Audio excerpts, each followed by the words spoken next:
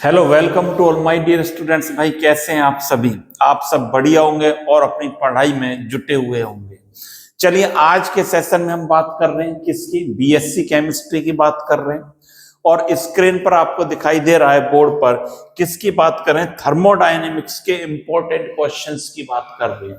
बिल्कुल ठीक बात है। थर्मोडायनेमिक्स जो यूनिट है उसमें important short answer type questions किस प्रकार से बनते हैं, उन क्वेश्चंस की बात कर रहे हैं। आप ये क्वेश्चन कर कर चले गए तो मैं समझता हूं इससे बाहर कुछ पेपर में आने वाला नहीं है। तो ये इंपॉर्टेंट क्वेश्चंस हैं, इन क्वेश्चंस को करना हमारे लिए बहुत जरूरी है। और इतने क्वेश्चंस भी आप कर लेंगे तो डेट सफिशिएंट, आपके लिए सफिशिएंट है। चलिए पहले क्वेश्चंस की बात करते हैं। पहला क्वेश्चन क्या है? ये शॉर्ट आंसर टाइप क्वेश्चंस हैं। स्क्रीन बोर्ड पर आपको दिखाई दे रहा है। Write the definition of the following and explain with example. Definition लिखवाई गई है किसकी? State of system. State of system that means तंत्र की अवस्था क्या है। एडियाबैटिक प्रोसेस, एडियाबैटिक आप सब जानते हैं, हिंदी में भाई क्या कहते हैं? रुद्धोष्म प्रक्रम। लिख देता हूं, इसकी हिंदी भी लिख देता हूं आप चाहें तो। कौन सा प्रोसेस है? ये प्रोसेस है रुद्धोष्म प्रक्रम।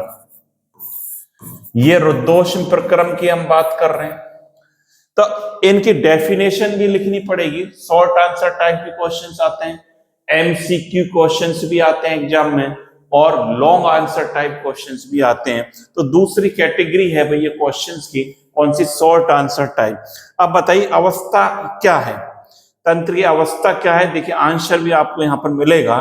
तंत्र की वह स्थिति जो दाब, आयतन, तापमान आदि गुणों द्वारा बताई जाती है। भाई अवस्था किससे बताई जाती है? दाब से बताई जाती है, आयतन है, तापमान, वो क्या कहलाएगी? अवस्था कहलाती है। The condition of a system described by properties like pressure, volume, temperature, तो वो क्या कहलाएगी? स्टेट कहलाएगी। एग्जाम्पल भी दिया हुआ है, gas having fixed Pvt so it's state. नियत पीवीटी वाली गैस उसकी अवस्था को दर्शाती हैं। जिनकी स्थिर रहे, दाब स्थिर रहे, आयतन स्थिर रहे, ताप स्थिर रहे, वो अवस्था को बताएंगे। तो स्टेट क्या है? बस एक लाइन में आंसर आपको लिखना है। तंत्र की वह स्थिति जो दाब, आयतन, तापमान द्वारा आदि गुणों द्वारा बताई जाती है, स्टेट कहलाती है। दूसरा था रुद्धोष्म प्रक्रम। ये आप जानते हो, रुद्धोष्म प्रक्रम में Q बराबर क्या रहता है? 0 रहता है। सर ये आपने पढ़ाया है। एडियाबैटिक प्रक्रिया वह प्रक्रिया है जिसमें तंत्र और परिवेश के बीच ऊष्मा का कोई आदान प्रदान भाई नहीं होता है। ये आपने पढ़ रखा है, नोट्स में भी सारी चीजें पढ़ी मिलेगी। पहली बात में पढ़ रखी है कि Q बराबर क्या रहता है? 0 रहता है। तंत्र और परिवेश के बीच आदान प्रदान नहीं होता है ऊष्मा का। इंसुलेटेड सिलेंडर में गैस का तेज संपीड़न, sudden compression of gas in A insulated cylinder, इसका एग्जाम्पल है। तो एक एक लाइन में आंसर हमको फटाफट लिखने हैं और इसमें कोई ज्यादा झंझट नहीं है। सारी चीजें पढ़ी हुई हैं, आपको नोट्स में सारे आंसर मिलेंगे। दूसरा क्वेश्चन देखिए, निम्नलिखित को मात्रात्मक एवं मात्रा स्वतंत्र गुणों में वर्गीकृत कीजिए। गुण आपको दिए हैं, ऊर्जा, पृष्ठ तनाव, गैस स्थिरांक, ऊष्मा धारिता। दो प्रकार के गुण बताए थे जो मात्रा पर डिपेंड करते, मात्रात्मक नहीं करते, मात्रा स्वतंत्र गुण कहलाते।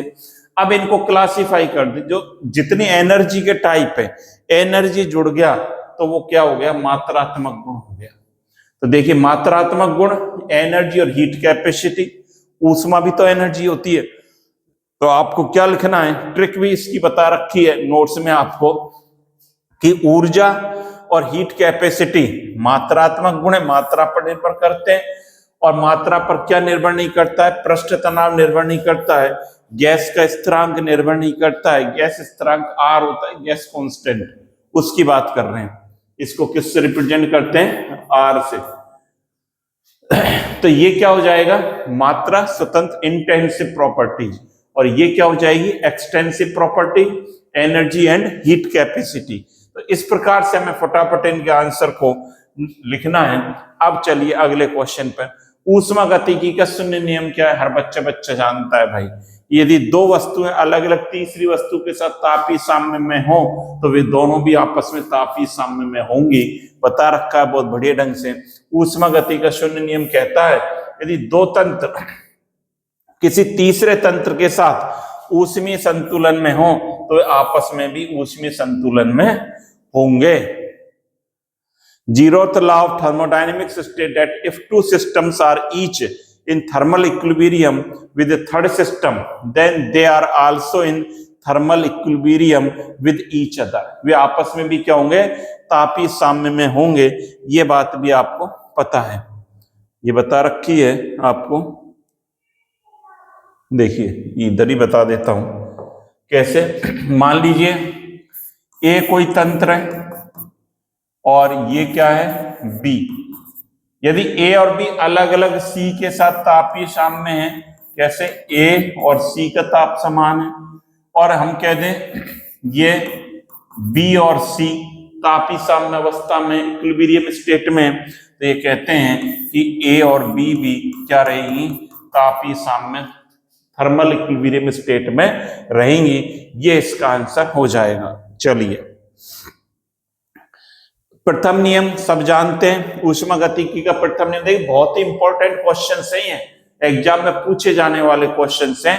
इन क्वेश्चंस को भी आप कर जाएंगे तो आप बिल्कुल निश्चिंत होकर परीक्षा में जाइए।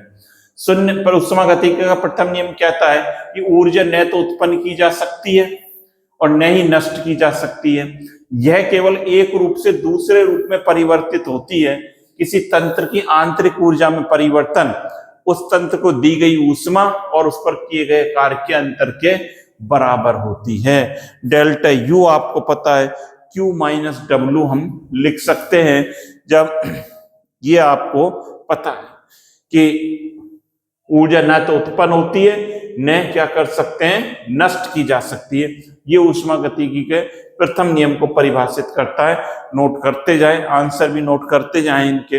आप और क्वेश्चन तो नोट कर ही रहे हैं, साथ में आंसर भी इनके नोट करेंगे। कर लिया भाई नोट? आपने देख रखा है, क्या पढ़ रखा है? डेल्टा यू बराबर Q प्लस डब्ल्यू होता है, फर्स्ट लॉ का इक्वेशन है ये work done on the system है और work done by the system करेंगे। हम क्या करें? Work done on the system, तंत्र के ऊपर कार्य और तंत्र द्वारा कार्य किया जाएगा, तो डेल्टा यू बराबर Q माइनस डब्ल्यू हो जाएगा। ये वो स्टेटमेंट हो जाएगा, ये लिख लें आप। अगला क्वेश्चन देखें। अगला क्वेश्चन कहता है मात्रात्मक गुणों से आप क्या समझते हो, उदाहरण दीजिए। अब मात्रात्मक गुण की परिभाषा पूछी गई है। मात्रात्मक गुण वे होते हैं जो पदार्थ की मात्रा पर निर्भर करते हैं, पता है आपको। यदि पदार्थ की मात्रा बढ़ाई या घटाई जाए तो ये गुण उसी अनुपात में बदल जाते हैं। उदाहरण पता है ऊर्जा, आयतन, द्रव्यमान। तो जो मात्रा पर डिपेंड करेंगे वो भाई क्या कहलाएंगे बच्चों? मात्रात्मक गुण कहलाते हैं। क्वेश्चन नंबर 5 चल रहा है हमारा कि मात्रात्मक गुण क्या हैं? वे गुण हैं जो पदार्थ की मात्रा पर निर्भर करते हैं। नोट कर लीजिए इसको भी। अगले क्वेश्चन पर चलते हैं। समतापी प्रक्रम से क्या समझते हैं, बताओ भाई। समतापी, जिसमें ताप समान रहता है, वो क्या कहलाता है? समतापी प्रक्रम कहलाता है। तो सब बच्चों को ये पता होना चाहिए समतापी प्रक्रम क्या है, जिसमें ताप समान रहता है। मतलब समतापी प्रक्रम वह प्रक्रिया है जिसमें पूरे तंत्र के प्रक्रम के दौरान तापमान स्थिर रहता है। मतलब क्या लिखेंगे हम? ये लिख सकते हैं dt इज इक्वल टू 0 होता है इसमें। ऐसी प्रक्रिया में ऊष्मा का आदान प्रदान होता है ताकि तापमान बदलने न पाए। An isothermal process is a process in which the temperature remain constant throughout. In such a process that heat is exchange to maintain the temperature constant. Temperature को कांस्टेंट रखने के लिए हीट का एक्सचेंज होता है। Note कर लिया होगा सभी ने। चलिए नेक्स्ट क्वेश्चन की तरफ चलते हैं। व्युत्क्रम ताप को परिभाषित कीजिए। इन्वर्जन टेम्परेचर बता रखा है आपको, वह तापमान है जिसके ऊपर गैस का प्रसार करने पर गर्म होती है। उस ताप व्युत्क्रम ताप क्या, उससे ऊपर टेम्परेचर पर गैस का क्या करेंगे? प्रसार का मतलब एक्सपेंशन करेंगे तो गर्म हो जाएगी, और जिसके नीचे प्रसार करेंगे तो क्या हो जाती है? ठंडी हो जाती है। और वह विशेष तापमान है जिस पर किसी गैस का जूल थॉमसन गुणांक क्या रहता है, mu JT is equal to क्या रहता है, 0 रहता है। तो ये भी नोट कर लें, म्यू जेटी बराबर इस पर, और क्लियर लिख देता हूं, ये लिखेंगे, ये भी नोट कर लें कि म्यू जेटी क्या रहता है, 0 रहता है। जिसके ऊपर प्रसार करेंगे तो क्या होगी, गर्म, और जिसके नीचे प्रसार करेंगे उस टेम्परेचर से नीचे तो क्या हो जाती है, ठंडी हो जाती है। और जूल थॉमसन गुणांक क्या रहता है भाई, 0 रहता है। बहुत बढ़िया, नोट करते जा रहे हो ना सारे क्वेश्चंस के आंसर, और क्वेश्चंस भी कॉपी पेन लेकर बैठना है भाई हर बच्चे को। हर स्टूडेंट अपनी कॉपी पेन लेकर बैठे और नोट करे, तब उससे मजा आएगा। और साथ ही साथ अपने नोट्स में भी देख लेना, सारी चीजें आपको मिलेंगी। अब यहां पर देखिए अगला क्वेश्चन, चक्रीय प्रक्रम पद को समझाइए। चक्रीय प्रक्रम पता है आपको, यदि तंत्र अपनी प्रारंभिक अवस्था से चलता है, घूम फिरकर विभिन्न पदों से घूमकर पुनः प्रारंभिक में आ जाए, बता रखा है आपको। क्या बताया है सर इसके बारे में, ये बताया भाई, यदि कोई ए अवस्था में ए से बी में गया, बी से सी में गया, सी से डी में गया, डी से फिर ई में नहीं गया, वापस कहाँ गया, ए में आ गया। चक्रीय प्रक्रम वह ऊष्मागतिक प्रक्रिया है जिसमें तंत्र कई चरणों से गुजरकर अंत में अपनी प्रारंभिक अवस्था पर वापस आ जाता है। पूरे चक्र के बाद तंत्र की आंतरिक ऊर्जा में कोई परिवर्तन नहीं होता है। क्यों नहीं होता है, क्योंकि प्रारंभिक और अंतिम अवस्था क्या रहती है, समान रहती है। यहीं से ही चला था, प्रारंभिक से यहीं पर दी एंड हुआ, तो प्रारंभिक अंतिम अवस्था समान रहेगी, तो आंतरिक ऊर्जा में कोई परिवर्तन नहीं होगा। नोट कर लें इसे भी, साथ ही साथ नोट करते जाएं। चलिए अगले क्वेश्चन, ऊष्मा धारिता और एंथैल्पी में बताओ भाई, differentiate between heat capacity and enthalpy. ये कर लिया होगा ये तो आपने। A cyclic process is A thermodynamic process in which system pass through a several stage and finally return to its initial state after the complete cycling. There is no change in internal energy of a system. ये तो कर लिया। 9वां number का चलिए, question number 9 क्या कहता है, differentiate between heat capacity and enthalpy. Heat capacity क्या है, सिस्टम का 1 डिग्री टेम्परेचर बढ़ाने के लिए आवश्यक ऊर्जा ऊष्मा। हीट कैपेसिटी तापमान 1 डिग्री सेल्सियस बढ़ाने तो आवश्यक ऊष्मा, तो क्या होती है, ऊष्मा धारिता। और एंथैल्पी क्या होती है, तंत्र की कुल ऊष्मा होती है, ऊष्मा जो होती है तंत्र की। इसको क्या लिखते हैं, C बराबर QT लिखते हैं, C बराबर Q अपॉन T। H बराबर U प्लस P भी होता है, यह आपको पता है। यह ताप परिवर्तन पर निर्भर करता है, यह तंत्र की अवस्था पर निर्भर करता है। ताप जैसे चेंज करेंगे तो इसलिए 1 डिग्री बढ़ाने के लिए हमें अलग अलग टेम्परेचर चाहिएगा। यह क्या है, तंत्र की अवस्था पर निर्भर करता है। यह तंत्र को गर्म या ठंडा करने के लिए चाहिए। यह किसी प्रक्रिया में ऊष्मा परिवर्तन को दर्शाता है। इस प्रकार से ये अंतर हम लिखेंगे हीट कैपेसिटी और एंथैल्पी के। तो भाई ये भी नोट कर लें साथ ही साथ। क्वेश्चन नंबर 9 पर चल रहे हैं हम, और ये आपने नोट कर लिया होगा। अगले क्वेश्चन की तरफ चलिए, क्वेश्चन नंबर 10 बहुत ही सिंपल है। विलगित तथा बंद तंत्र के मध्य का अंतर बताइए। विलगित तंत्र कौन सा होता है भाई, जिससे ऊष्मा और पदार्थ दोनों का आदान प्रदान नहीं होता है, विलगित तंत्र। और बंद तंत्र आपने पढ़ रखा है, जिसमें पदार्थ का आदान प्रदान नहीं होता सर, लेकिन ऊष्मा का हो सकता है। बहुत बढ़िया, अगर ये आप सोच रहे हैं तो बिल्कुल सही सोच रहे हैं, और इसका आंसर आप देख रहे हैं। विलगित आइसोलेटेड सिस्टम बोला जाता है। क्या बोला जाता है, आइसोलेटेड सिस्टम। इसमें न तो ऊष्मा न कार्य नहीं द्रव्यमान बाहर अंदर बाहर जा सकता है।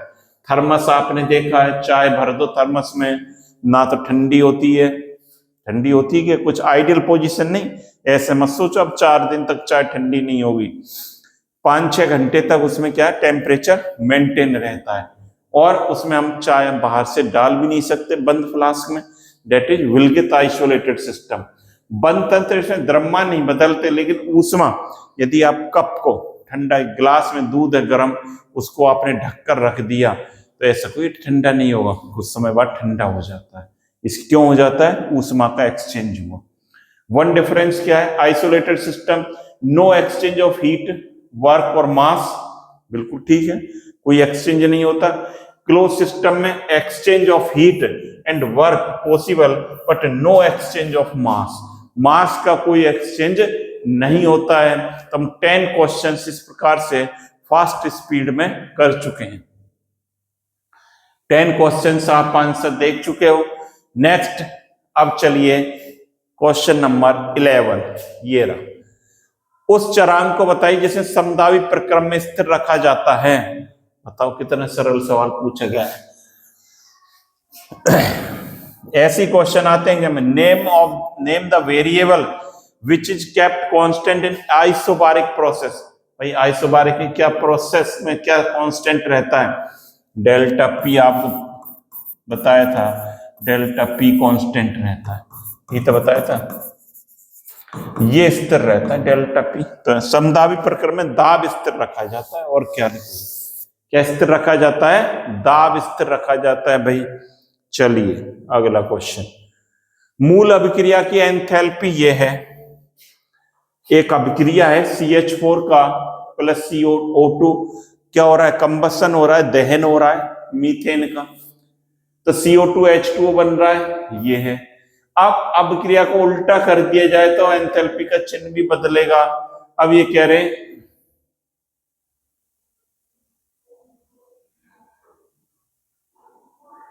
क्या कह रहे हैं कि अभिक्रिया को इस प्रकार कर दिया जाए। क्वेश्चंस को थोड़ा सा सही कर लेना इसको। ये क्या कह रहा है कि ये अभिक्रिया है, इसकी एंथैल्पी इतनी दे दी आपको।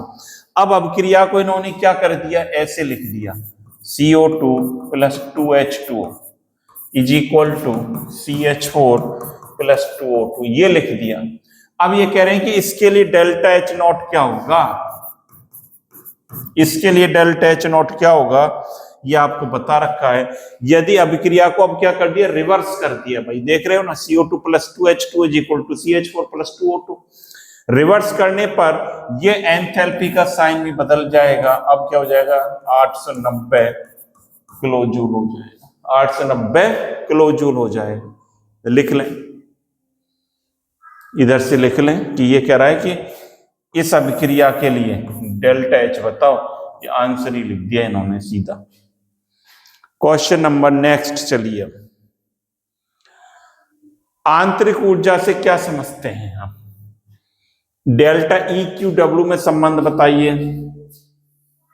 मुझे तो बताया था फर्स्ट लॉ ऑफ थर्मोडायनेमिक्स। अब क्वेश्चन को चेंज कर दिया लैंग्वेज को। आंतरिक ऊर्जा वह ऊर्जा जो किसी तंत्र में उसके अणुओं की क्या करती है? अणुओं की गति, कंपन, घूर्णन और आपसी क्रियाओं के कारण मौजूद होती है। आंतरिक ऊर्जा आपको बताया था वाइब्रेशनल हो सकते हैं, और क्या हो सकते हैं? उसमें रोटेशन हो सकते हैं, और कोई गति हो सकती है। तो आंतरिक ऊर्जा होगी, कणों की रोटेशन होंगे और उनमें वाइब्रेशन होंगे, रोटेशनल एनर्जी होगी, वाइब्रेशनल एनर्जी होगी, या काइनेटिक एनर्जी के कारण होगा। तो ये सब क्रियाएं होंगी। Internal energy is the total energy content within a system due to the motion and interaction of its molecule. Motion and interaction of its molecule, क्या रिलेशन है ये आपको पता है। डेल्टा U लिख दूं या E लिख दूं, और E भी लिख सकते हैं भाई, एक ही बात है, बराबर Q plus W। Work on the done on the system, क्या है? Work done by the system, work done by the system. Work done क्या लिखा है हमने? Bye the system, work done by the system हो रहा है यहां पर। यहां पर क्या हो रहा है? Work done by the system, लिख लिया। अगला क्वेश्चन कहां गया? गायब, ऐसा तो नहीं होगा। चलो ये जा गया 13 के बाद 14 आ गया। उस पद को परिभाषित कीजिए जो जूल थॉमसन प्रभाव में स्थिर रहता है। क्या स्थिर रहता है? एंथैल्पी स्थिर रहती है भाई, आपको बता रखा है। जूल थॉमसन प्रभाव में एंथैल्पी स्थिर रहती है, इसलिए समान एंथैल्पी प्रक्रम भी कहा जाता है, iso enthalpy process. In the Joule Thomson effect enthalpy remain constant, so the process is called iso enthalpic process.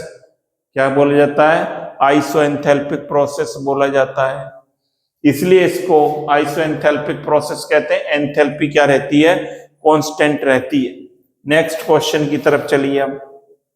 Question number 15, ऊष्मागतिक उत्क्रमण reversible process आपको बताया।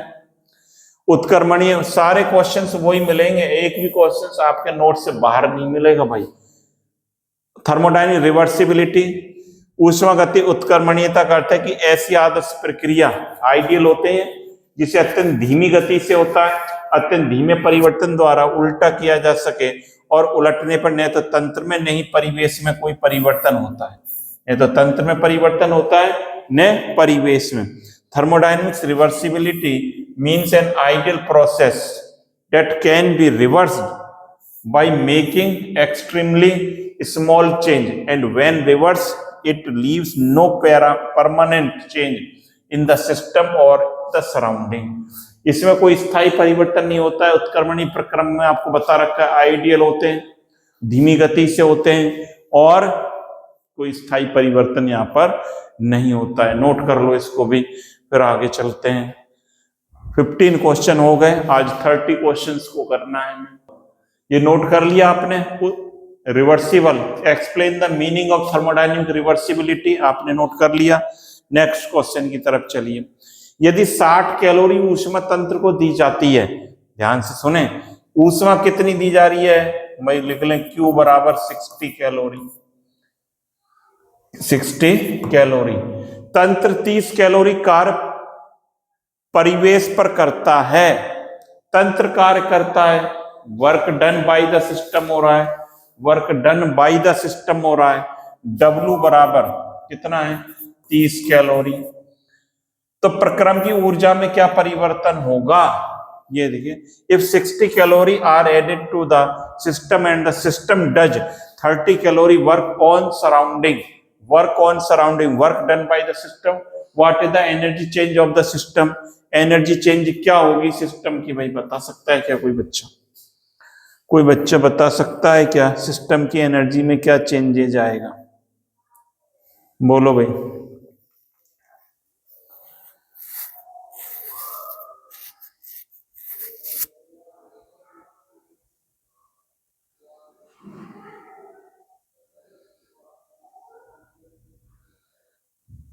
करो भाई इसको, पहले आप करके देखो, करके देखिए भाई, तब बताएंगे इसका आंसर। पहले करके देखें इसको, 1 minute.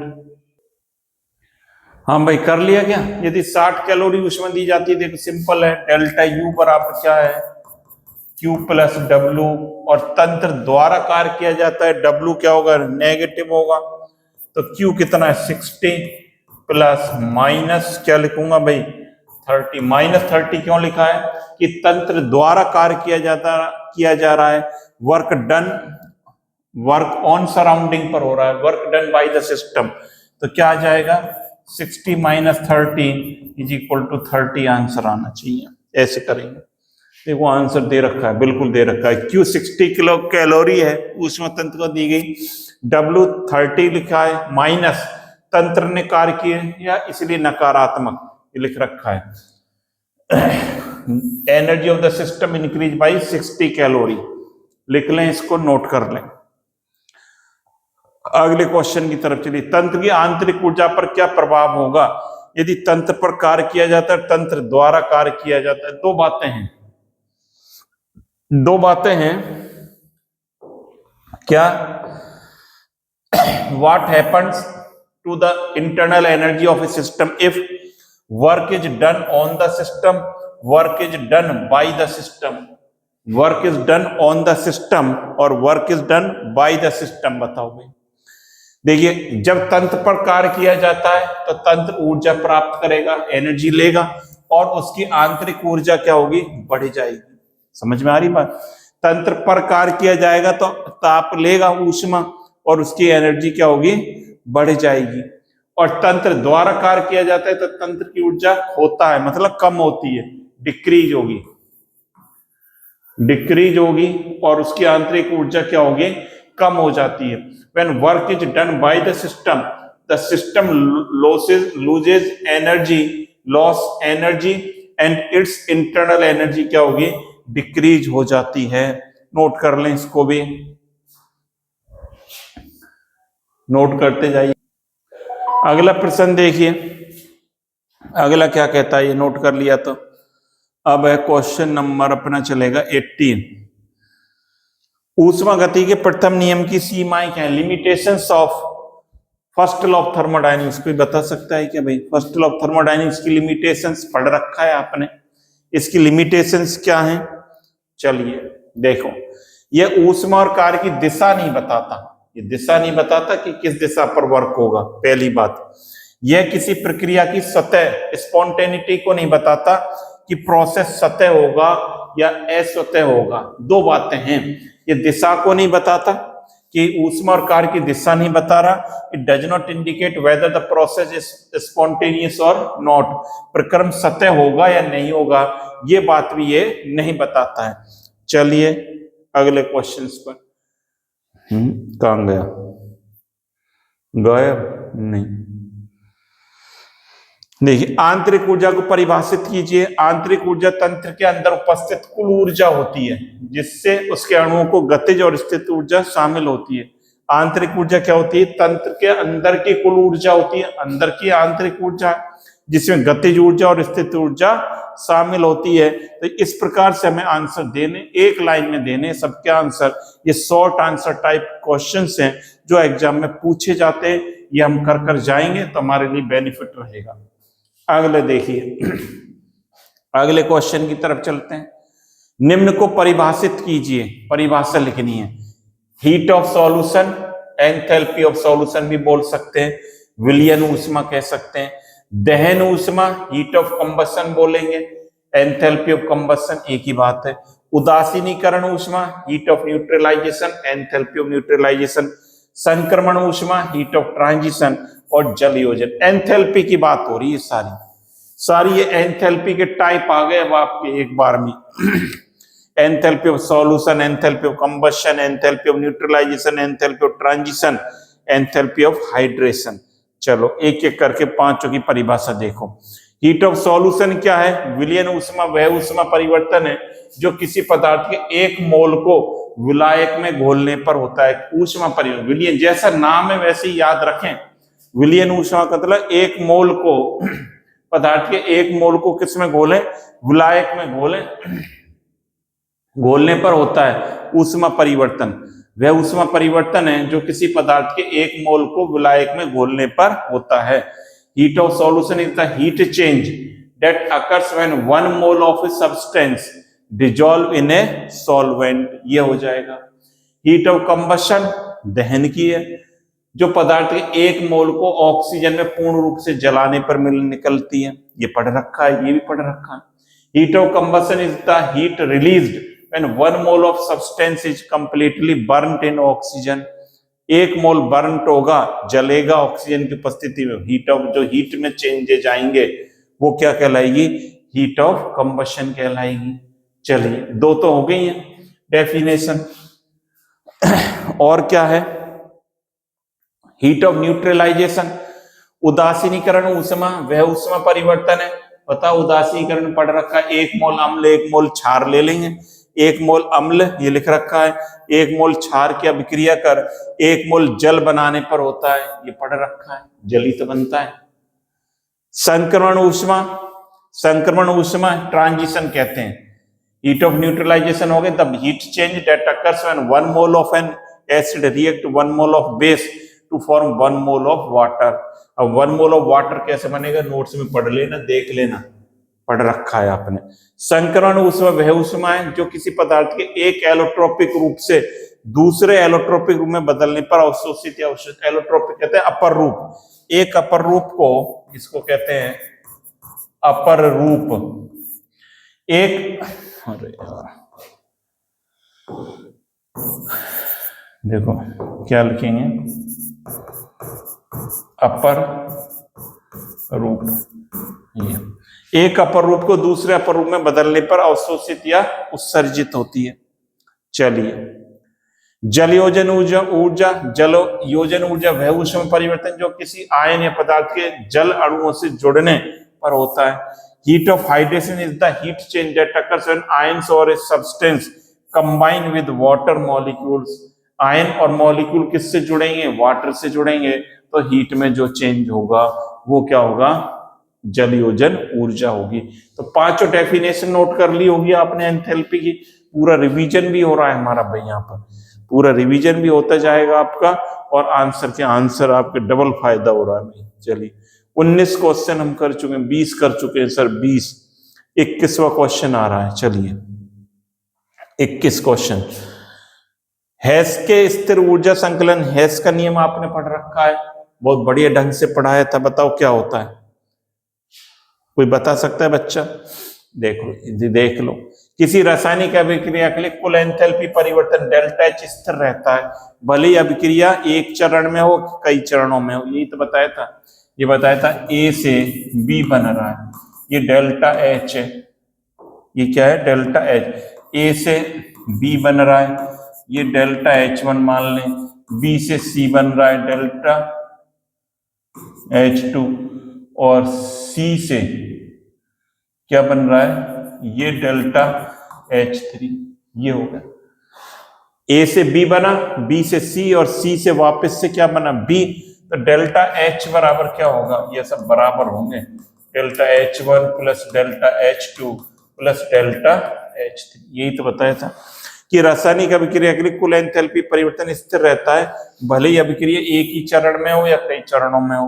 Has law of constant that heat summation state that the total enthalpy change for a chemical reaction remain constant whether the reaction occur in single step or multiple step।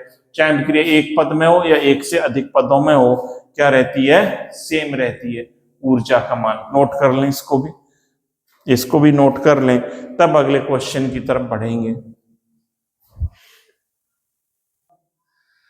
कर लिया क्या, बिल्कुल ठीक है।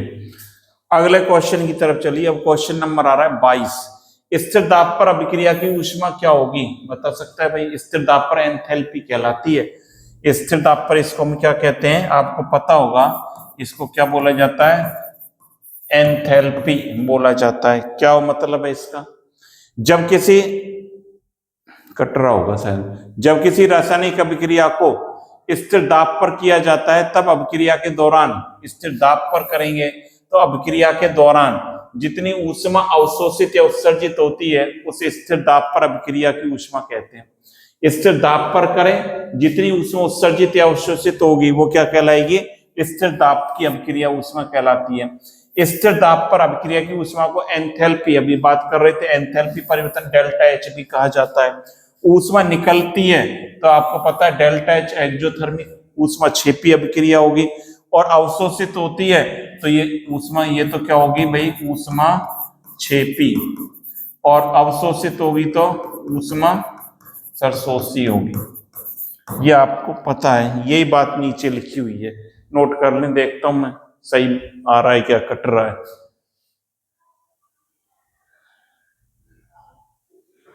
ये आ रहा है ना, ये कट रहा है थोड़ा सा, इसको सही कर देते हैं। लो कोशिश करता हूं, ये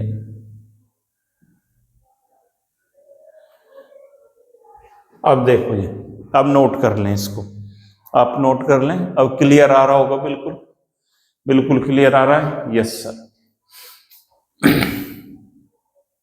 चलिए अगले क्वेश्चन की तरफ चलिए। क्वेश्चन नंबर 23 क्या कहता है, डिफाइन द लेवोसियर और लैप्लास नियम, लॉ ऑफ थर्मो केमिस्ट्री का है। लेवोसियर इंपॉर्टेंट है भाई, ये भी इंपॉर्टेंट क्वेश्चन है, ये नोट कर लेना, इंपॉर्टेंट है ये रूल जो क्या कहता है, ऊष्मा रसायन में लेवोसियर एंड लाप्लास नियम को परिभाषित कीजिए। देखिए क्या कहता है ये नियम, इसको भी थोड़ा करना पड़ेगा। देखो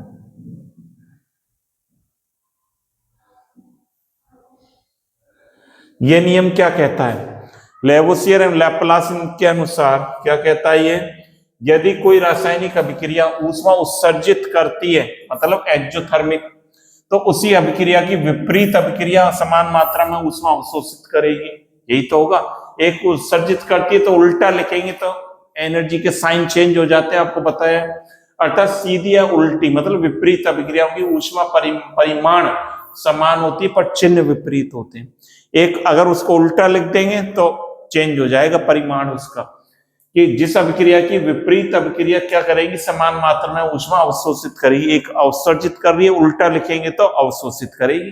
according to Lavoisier Laplace law, if a chemical reaction release heat exothermic then its reverse reaction absorb the same amount of heat endothermic होगी। ये नोट कर लेना भाई।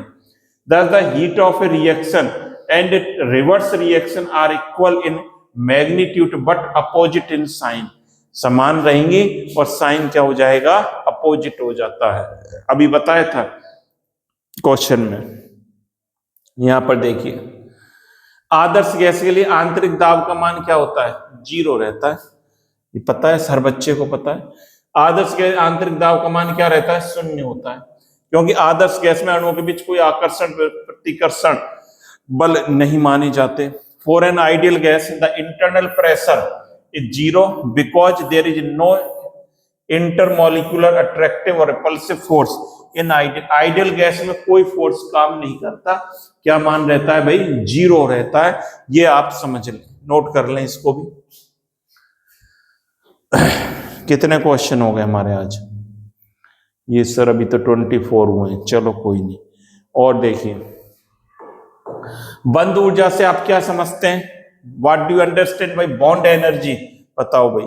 बंद ऊर्जा से आप क्या समझते हैं, बंद ऊर्जा वह ऊर्जा है जो किसी गैसीय अणु में एक सहसंयोजक बंध के एक मोल को तोड़कर पूरी तरह से उसे परमाणुओं के बदलने के लिए आवश्यक होती है। हमारे पास एक मोल H2 है, इसको हम 2H में तोड़े तो ये H और H को तोड़ने के लिए जो किसी गैसीय अणु में, गैसीय अणु की बात कंडीशन क्या है, ये H2 गैस है, इसको ब्रेक कर रहे हैं और सहसंयोजक बंध के एक मोल को तोड़कर पूरी तरह से अलग परमाणु में बदलने के लिए आवश्यक होगी। इसे 2H में बदल दूं मैं तो जितनी आपको एनर्जी देनी पड़ेगी बंद ऊर्जा कहलाएगी, वो क्या होगी, बंद ऊर्जा। Bond energy is the amount of energy required to break 1 mole of a covalent bond in a gaseous molecule to form completely separated atoms. कितना सिंपल, मतलब ये समझना पड़ेगा कि इसको हम गैसीय अवस्था में तोड़ रहे हैं और किस में बदल रहे हैं, परमाणु में बदल रहे हैं, तो वो क्या कहलाएगी, हमारी बॉन्ड एनर्जी कहलाती है। नोट कर लें इसे भी। अगला चलिए, संभवन ऊष्मा किसे कहते हैं भाई, एक उदाहरण दो। हीट ऑफ फॉर्मेशन, अब क्या बनाना है तुम्हें, एक मोल कंपाउंड बनाना पड़ेगा, यही तो बात लिख रही है। क्या बनाना पड़ेगा, देखो संभवन ऊष्मा वह ऊष्मा परिवर्तन है जो किसी यौगिक के एक मोल के उसके तत्वों से उसकी मानक अवस्थाओं पर बनने पर प्राप्त होती है।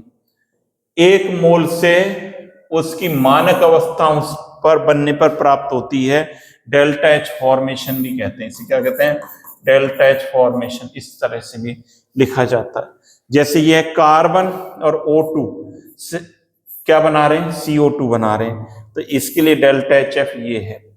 नोट करें, एक मोल हमें क्या बनाना है, कंपाउंड बनाना है, मतलब heat of formation is the enthalpy change when 1 mole of A compound formed from its constituent element in their standard state, it's called standard enthalpy of formation. अगर आपने नोट्स पढ़ रखे सारे, आपने हर क्लास को अटेंड करा है, नहीं करा है तो कर लेना, अभी टाइम है अपने पास, तो ये सारी चीजें आपको बहुत ही सिंपल लगेंगी, चुटकियों में आप सॉल्व कर दोगे भाई। नहीं पढ़ा है तो आपको जोर पड़ेगा भाई करने में, पढ़ना पड़ेगा इनको। अगला क्वेश्चन क्या कहता है, प्रबल हम प्रबल क्षारों की उदासीनीकरण ऊष्मा के मान स्थिर होते हैं क्यों, बताएं भाई, क्यों स्थिर होते हैं, हिंदी भी होगा इसका तुम्हारा, ये रहा प्रबल अम्ल प्रबल क्षार पानी में पूरी तरह से आयनित हो जाते हैं, ये आपको पता है, बिल्कुल पता है सर, पूरी तरह आयनित हो जाते हैं, इसलिए उनकी उदासीकरण अभिक्रिया केवल एक ही प्रभावी प्रक्रिया होती है, ये बता रखा है आपको, नोट्स में पढ़ लेना, ये बता रखा है। अभिक्रिया ऊष्मा ये भी आपको बता रखा है, ये भी पढ़ लेना नोट्स में, 57 किलो जूल पर मोल ऊष्मा निकलती है, नोट करा रखा है आपको, एक एक पॉइंट नोट करा रखा है, इसलिए क्या रहता है, स्थिर रहती है, यही बात यहां पर लिखी हुई है। Heat of neutralisation, strong acid base are completely ionised in water, there neutralisation always reduced, ये आपको बता रखा है। और एनर्जी जो है ये रहती है, सारा नोट करा रखा है, पढ़ लेना। चलिए अगले क्वेश्चन की तरफ चलूंगा, मैं ज्यादा टाइम खराब नहीं करूंगा, पढ़ा रखी है। ऊष्माक्षेपी अभिक्रम डेल्टा H1 ऋणात्मक होता है, समझाइए कैसे समझाना है। ऊष्माक्षेपी में ऋणात्मक ही होता है, ऊष्माक्षेपी में क्या होती है भाई, ऊष्मा बाहर निकलती है, कोई तंत्र ऊष्मा छोड़ता है तो उसकी ऊर्जा कम हो जाती है, बाहर निकलेगी तो कम हो जाएगी। Heat released into the surrounding when A system release heat it's energy decrease, delta H का होता है H product minus H reactant, पढ़ रखा है, इसमें क्या दिक्कत आ रही है।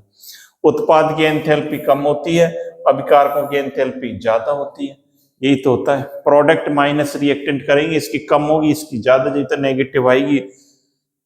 डेल्टा H लेस देन 0 रहेगा यहाँ पर, इसका मतलब डेल्टा H ऋणात्मक आ रहा है, नोट कर लो, ये सारा नोट करा रखा है, कहीं कोई दिक्कत नहीं है इसमें अभी तक। निम्नलिखित ऊष्मा, अगला क्वेश्चन क्या कहता है, ऊष्मा रासायनिक समीकरण से, ये तो कर ही लिया था इससे पहले, 28वां तो बिल्कुल कर लिया, 28 था ना, ये तो हमने कर लिया। 29 पे चलो, 29 ये आ गया, क्या कहता है, निम्नलिखित ऊष्मा रासायनिक समीकरण से फ्रॉम फॉलोइंग थर्मोकेमिकल इक्वेशन, ये कह रहा है एस मोनोक्लिनिक, हिंदी वर्जन भी है क्या इसका, देखते हैं भाई, ऐसे ही है, ऐसे ही समझा इसको। मोनोक्लिनिक से एस रोम्बिक की रूपांतरण ऊष्मा की गणना कीजिए। दो अपर रूप है सल्फर के, समझे, सल्फर अपर रूपता दर्शाता है, पहला मोनोक्लिनिक है, दूसरा रोम्बिक है, मोनोक्लिनिक से रोम्बिक में बदल रहा है, तो हीट ऑफ ट्रांसफॉर्मेशन इन्होंने दे रखी है रोम्बिक की और मोनोक्लिनिक की, ये दे रखी है, तो कैसे करोगे, S monoclinic plus SO2, monoclinic से रोम्बिक में बदलना है, देखना कैसे करोगे, मैं लिख दूं एस मोनोक्लिनिक प्लस, क्या लिख रखा है इन्होंने, O2 gas is equal to SO2, ये चेंज हो रहा है, और इसके लिए डेल्टा H -71.7, डेल्टा H दे रखा है -71.7 किलो कैलोरी, ये दे रखा है, ठीक है। और दूसरी रिएक्शन क्या कहती है, दूसरी ये कह रही है रोम्बिक,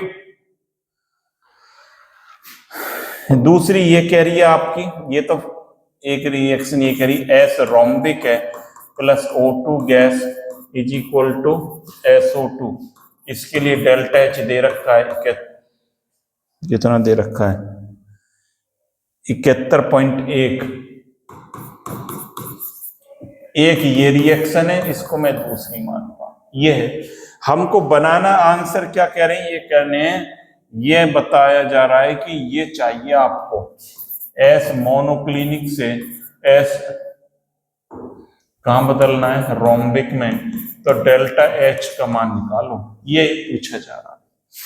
कैसे करेंगे, पहली वाली रिएक्शन को लिखे हम, S monoclinic plus O2 gas और SO2, ये कितना है -71.7, ये तो ये कह रहा है। दूसरी, अब दूसरी को रिवर्स करके लिख दो,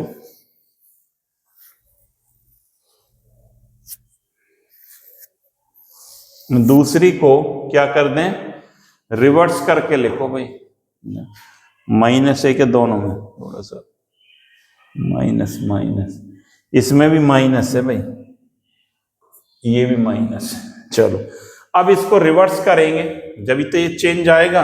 रिवर्स कैसे करेंगे, देखो अब क्या है, SO2 gas is equal to S rhombic plus O2 gas.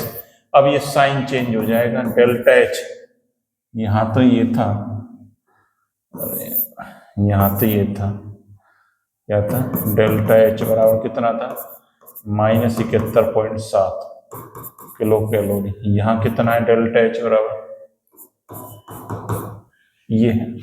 अब क्या करें, अब सर क्या करें, इसको जो है जोड़ लो, आप उल्टा करके जोड़ो, क्या कट रहा है, ये कैंसिल आउट हो रहा है, और ये देखो ये बन गया S मोनोक्लिनिक से S रोम्बिक बन गया। ये -71.7 है, ये माइनस था ना, ये क्या हो जाएगा, प्लस हो जाएगा। ये सही कर लेना भाई, ये क्या हो जाएगा, प्लस। ये साइन चेंज होगा तो ये क्या करोगे, डेल्टा H बराबर -71, इधर लिख देता हूं, -71.7 और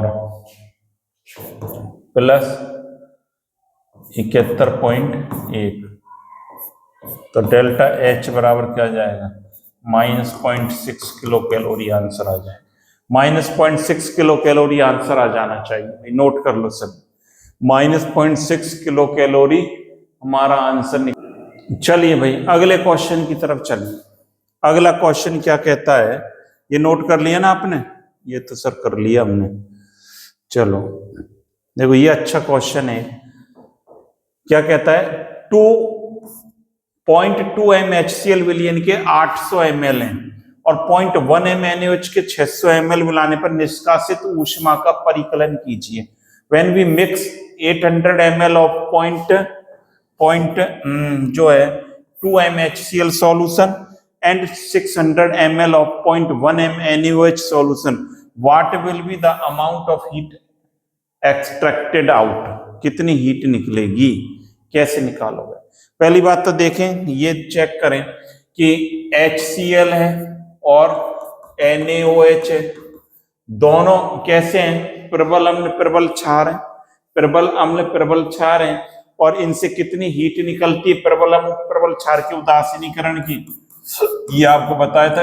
ये हीट जो निकलती है कितनी होती है, 57.1 किलो कैलोरी निकलती है क्या, ये अब आपको बताई कि इससे कितनी निकलती है, 57.1 किलो कैलोरी एनर्जी निकलती है, ये बताया था कि प्रबल अम्ल प्रबल क्षार की, ये बात होगी। अब ये कह रहे हैं कि HCl के लिए इन्होंने 0.2 m HCl है, 0.2 m का है, और कितने ml है, 20 का है, 800 ml लिया है, और इसके लिए लिया है 0.1 m और ml लिया है इसका 600 ml, इसका 800 ml वॉल्यूम।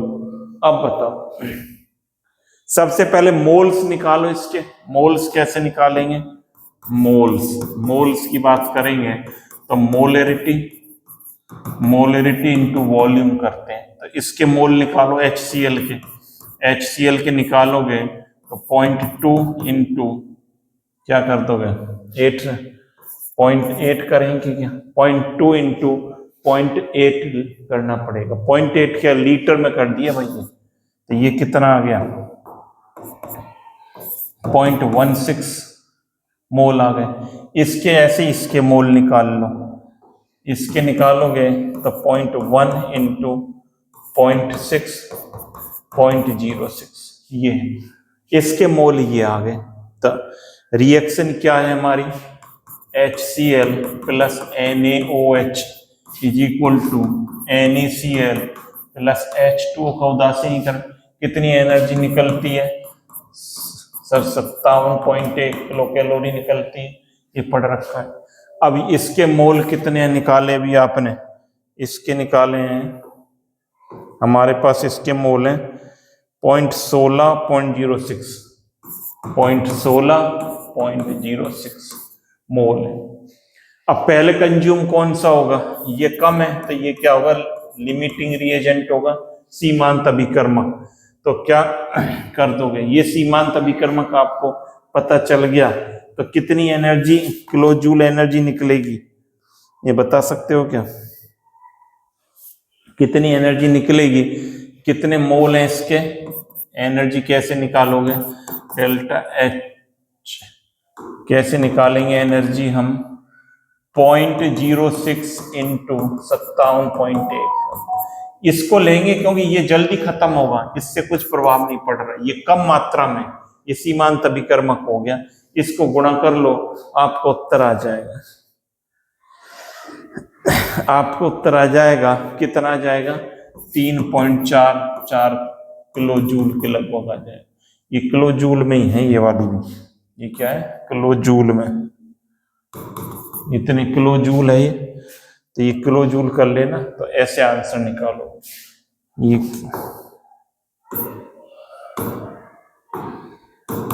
ये किलो जूल में। तो पहले तो मोल बनाओगे, मोल से देखोगे सीमांत अभिकर्मक कौन सा है, सीमांत अभिकर्मक ये है हमारा Lr, और इससे क्या है, मोल्स को इससे एनर्जी से मल्टीप्लाई कर दोगे, इतनी एनर्जी निकलेगी। तो ये आज हमने सीख लिए टॉप हमारे जो है कितने 30 क्वेश्चंस की बात कर ली, पार्ट 1। अभी इसका पार्ट 2 और आने वाला है भाई, तो पार्ट 1 देख लिया, तो पार्ट 2 आप इसका थर्मोडायनेमिक्स का देखना ना भूलें, उसको जरूर पढ़ना है पार्ट 2 को भी। जब भी क्वेश्चंस को हम अटेम्प्ट कर पाएंगे तो अगली क्लास में बात करेंगे पार्ट 2 से। जब तक आप पार्ट 1 के क्वेश्चंस को अटेम्प्ट करें, उनको पढ़ें, नोट करें, याद करें, इसी प्रकार आप करेंगे तो तैयारी आपकी बेटर होगी। तो पार्ट 2 के लिए तैयार रहें, और अगली क्लास में मिलते हैं पार्ट 2 के साथ। जब तक के लिए thank you, have a nice day, स्वस्थ रहें, मस्त रहें, और सब लगातार अपनी पढ़ाई में जुटे रहें। Thank you.